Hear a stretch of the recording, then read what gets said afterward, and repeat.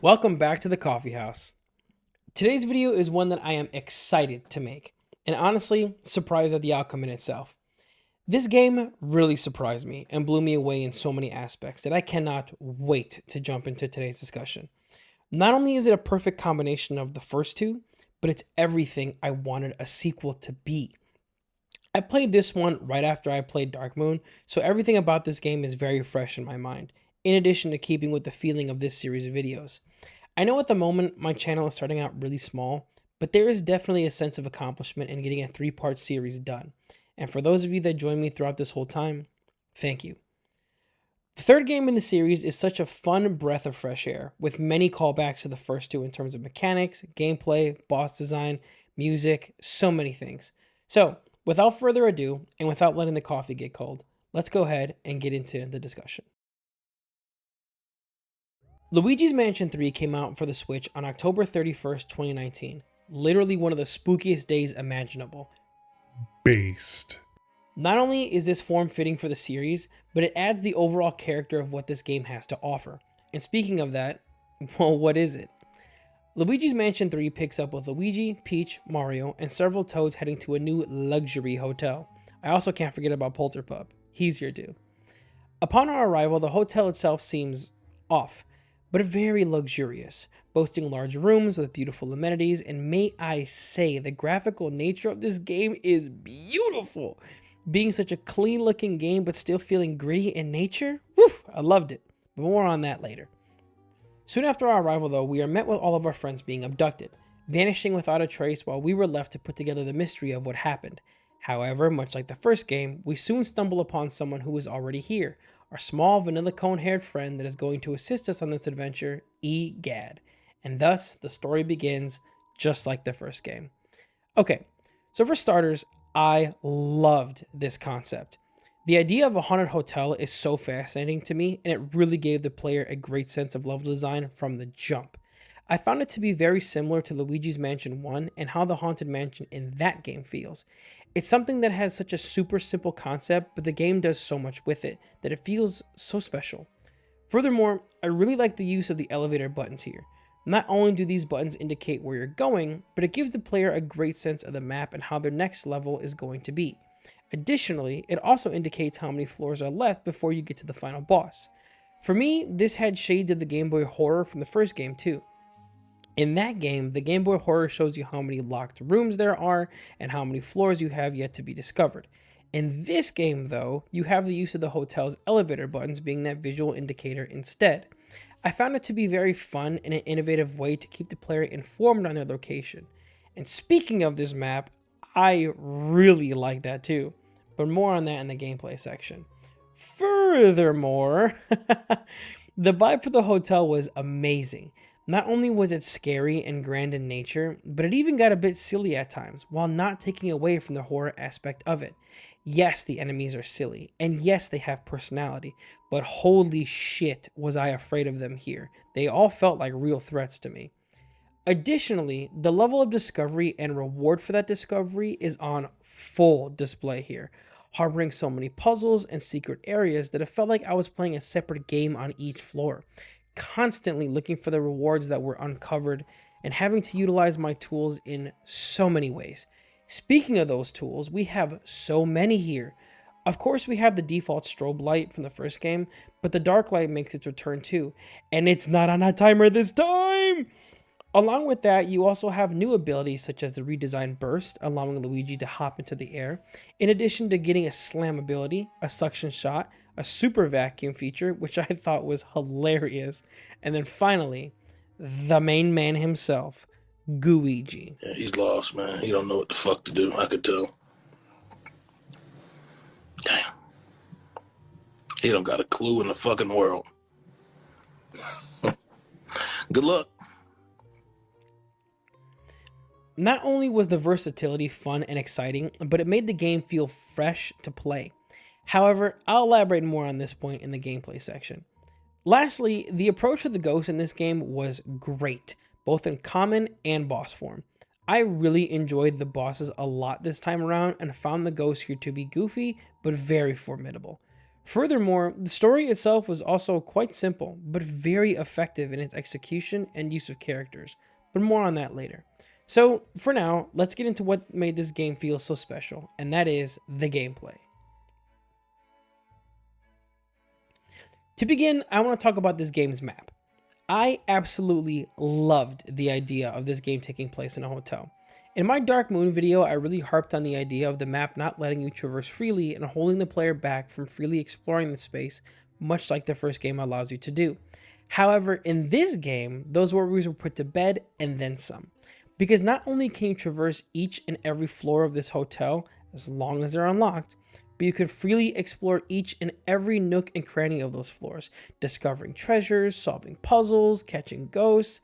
And not only did I think that this was well thought out and a clever idea, but it makes the game feel fresh and new with each level you play, introducing new concepts and ideas while also building on the player's understanding of the tools and controls, much like the first Luigi's Mansion does. And in addition to that, each level has some additional discovery on top of all of this, with the use of the main man himself, Luigi. The tools of this game are amazing, to say the least. Each tool possesses some fantastic function that can be utilized throughout the entirety of this game, including boss fights and the final boss.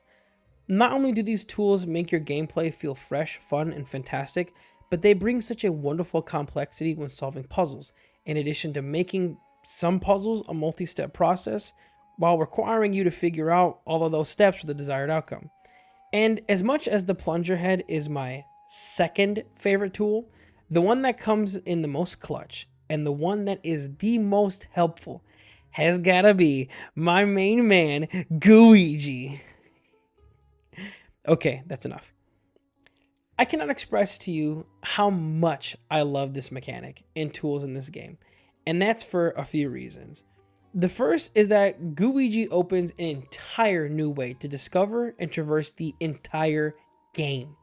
Not only can you explore each floor, and not only can you figure out as many puzzles, but having Luigi allows you as the player the opportunity to squeeze out every single solution of discovery you can, such as accessing gated off areas, squeezing through small pipes, finding hidden locations in the background, or being the catalyst that needs to pull the levers to get the actual Luigi to a new area. It's so cool how they baked in a co-op experience in this single player game, and it feels so fluid when you play it as a single player experience. Not only will you be figuring out puzzles on the fly or using him in the areas that Luigi cannot get to himself, but in doing this, it adds stakes for the player, really putting on the pressure when needing to figure out how to handle a situation, and I thought that was brilliant. I really enjoyed using him in the discovery areas, but my real love came from when I would be faced with a boss or some sort of enemy that I could not defeat on my own, only to discover that I needed Luigi's help in a few aspects of that fight, having to switch back and forth in order to get the job done and not die in the process. And in doing that, much like I stated earlier, it adds real stakes to many battles and situations in this game. Not only would I have to manage my own health, seeing as Luigi only has a fraction of the health that Luigi does, but it also meant I had to make sure I played the situation correctly, having to manage Luigi's actual body too, and not putting myself in double danger. He's such a cool mechanic that adds a really fun and riskful layer to this game, making many of the ghost encounters puzzles in their own right, in addition to giving you someone else to go on the adventure with. The same can be said for the plunger too. It may not be as mechanically inclined as Luigi, but the game makes so much good use out of it in so many ways. These range from using it as a means to defeat bosses, traversing over certain level areas, or grabbing environmental items to destroy. It feels really important here and it makes Luigi feel dangerous, letting the player possess a good amount of power as you continue throughout the hotel. The last tool and gameplay aspect I'd like to talk about today is the Slam, Luigi's new signature ability that allows him to deplete ghost life bars faster than you can say.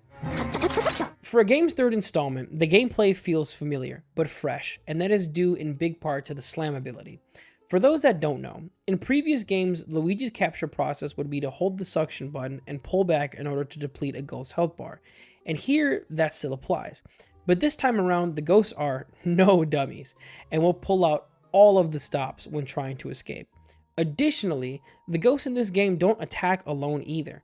Instead, they'll form groups or have several attack types and times that really keep you on your toes. And as much as that is challenging, it also makes it so much fun for you as the player when learning how to handle a situation. And that is where the slam comes in. Not only does this ability allow you to drain your enemy's life bar in chunks at a time, but it will also allow you to stun the next ghost that is up for capture if you slam them with the one that is currently being captured. If done right, this technique is a great and small way to reward players for playing right and managing a situation, giving them an opportunity to capture the next ghost or ghosts right away. It's such a fun and fantastic mechanic that creates an even playing field for this game, leaving each encounter up to the player and their use of skill when it comes to handling these situations. As you can tell, I really enjoyed playing this game, and more importantly, I had fun doing it. It never felt like a slog to get through any situation, and it was exactly what I wanted at each gameplay turn. It felt fun and exhilarating, but also very fair and equal, never letting me feel too overpowered, except for when I got The super suck. which was hilarious, but also letting me learn each of these abilities as they function together, making me feel rewarded for my smart play and discovery of the entire hotel. And although the gameplay is good and the aesthetics are cool, there is one thing that has made or break these games for me, and that is its ghost. So, let's see how terrifying these poltergeists held up in the third game, and so far, its final installment. To say I had fun with the ghosts in this game is a huge understatement. I thought that they were handled so fantastically that I was always chomping at the bit for the next boss as I began to traverse each and every one of these hotel floors. Not only do I feel like these ghosts and bosses are very reminiscent of the first Luigi's Mansion, I feel that they are different sides of the same coin. As I discussed in my first video, each boss in that game has a personality. Each of them were different people, along with different mechanics and playability that each one stood out as having their own trope and themed room based on who they were. Here in this third game, it's not one for one, but incredibly similar. Instead of giving each ghost a name and personality as someone who lives in the mansion, they are all ghosts that haunt each floor. However, here in this game, the personality of them is dialed up to 12, with each of these bosses boasting a specific theme, mechanic, music, aesthetic, art direction, and floor design. I was amazed at how each and every one of these ghosts stuck out to me, and how each and every one of these ghosts were so much fun to play against. Not only did each battle feel fresh and new, harboring different mechanics and use of tools, but they were hard in some cases, having some actually kill me a few times, which surprised the hell out of me. And I'm looking at King Boo, you long-tongued son of a bitch flying freak.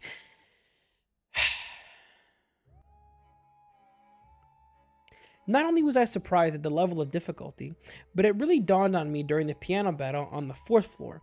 Not only did I think I was safe in the crowd, maybe having to fight a few common ghosts in addition to the boss, but I was thoroughly surprised to learn that the entire area I was standing in would become the battle arena for this boss. And that's how many of the other bosses are too. Additionally, not only do each of them feel formidable for the damage they do, but also for the deep level of moves and abilities they possess.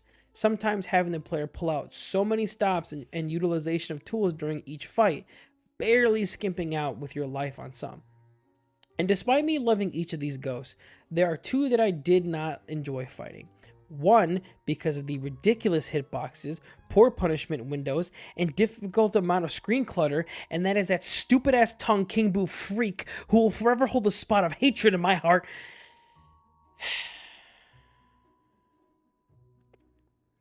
But the second was Polterkitty. I didn't mind the cat in terms of aesthetics and presence, however, I do hate bosses that feel like filler, and that's what Polterkitty felt like to me. I'm not a huge fan of bosses that traverse areas that make the player go on a fetch quest more than a boss battle, but the fact that I need to do this a few times really frustrates me. Not a huge dilemma or something that bothered me, but definitely something that I did not have fun with. Now, before I end this section, I'd like to highlight some of the bosses that I did enjoy and that I thought were fantastic, standing out to me as being some that I really enjoyed and had a lot of fun with. In no particular order, I love the director, making your boss fight into a huge kaiju-like battle. I love the piano fight and the sense of danger that boss puts you in. I love the ghost shark and the map changes throughout that battle. I loved the Ghost T-Rex and the Jurassic Park homage. And I also really loved Helen Gravely's boss fight. She felt like the real final boss with the lasers and the use of Luigi, which I found really fun and challenging.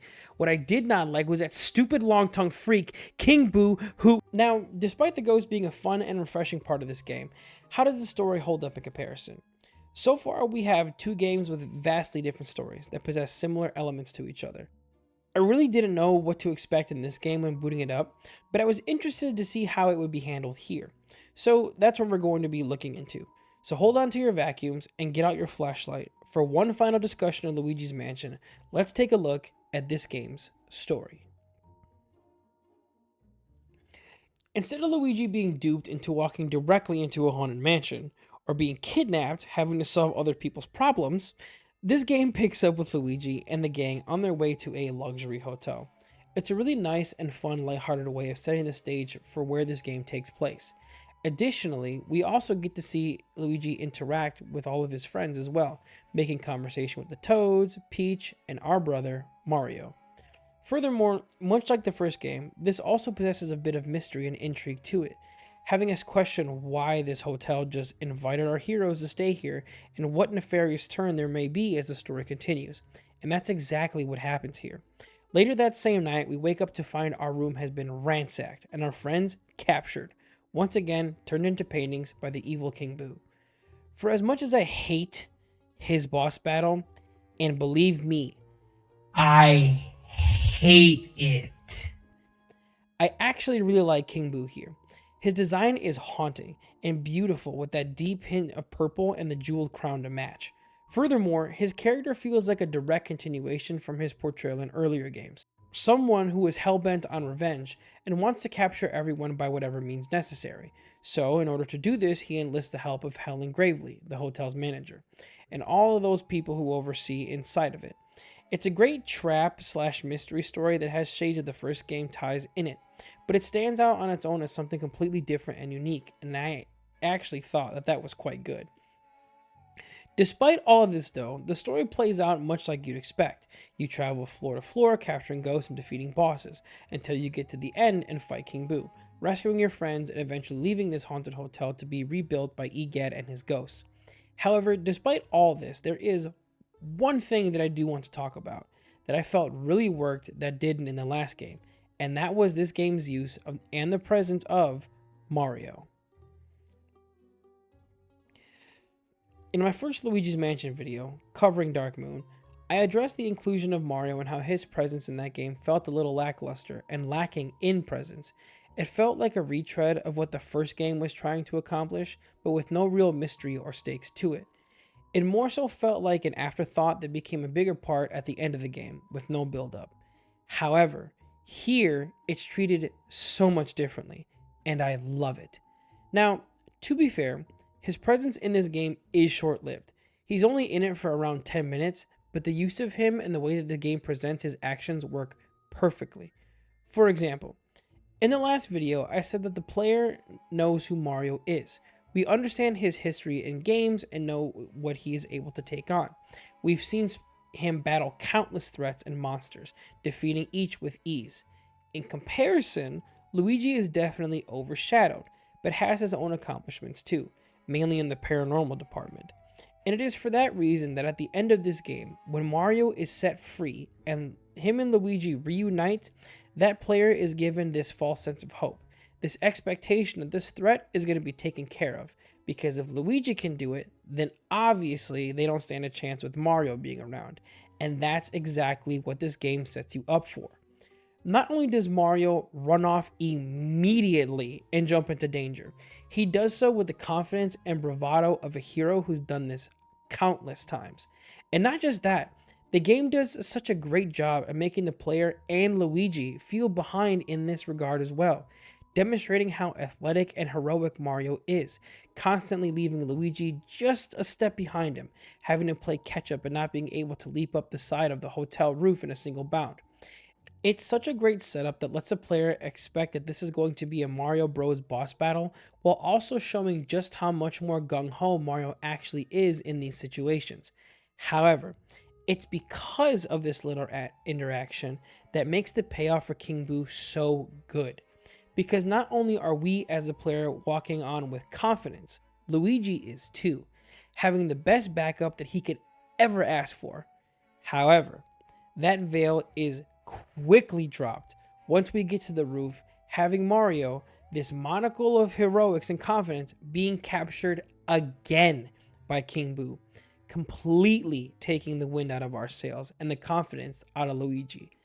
Not only does this make Luigi even more of an underdog than he already is, but it really sets up King Boo as a formidable and foreboding threat, having just taken out the strongest character we know in a matter of minutes.